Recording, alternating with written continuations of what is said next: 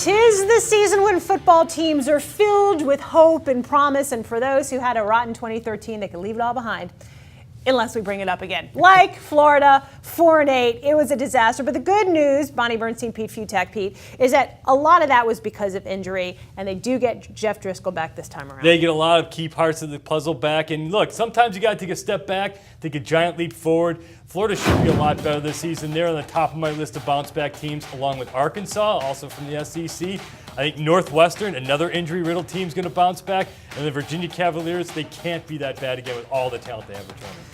Muschamp was spared. However, Brett Pease, the offensive coordinator, was not. So they're bringing in Kurt Roper, longtime assistant at Duke. How about let's dive in a little more into Arkansas, which did not win a single SEC game last year in Brett Bielema's maiden voyage down in Fayetteville. But they came really close. They got better as the season went on. They were great running the ball. Everything sort of worked with that ground game. They've got Jonathan Williams.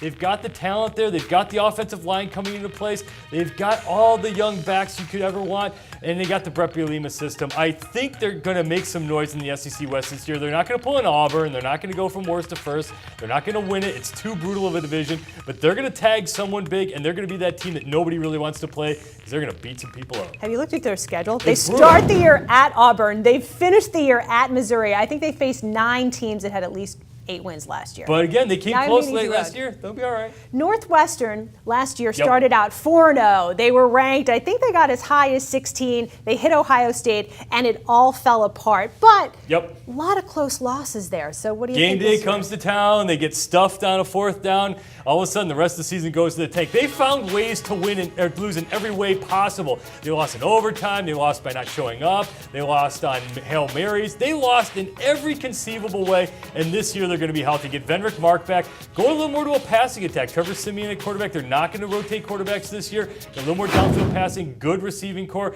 Linebacking core might be the best yet in the Pat Fitzgerald era. No one's really talking about Northwestern. I think they could be lurking there in the Big Ten West. That's right. No more 2 quarterbacks. Kane Coulter is gone. And He's to your point, various... Vendrick Mark a couple years ago, he had a 1,300-yard season. So having him back as a runner, as a returner, should be great for Northwestern. We're going to have all sorts of previews for the 2014 college football season on CampusInsiders.com. Go check them out like right now.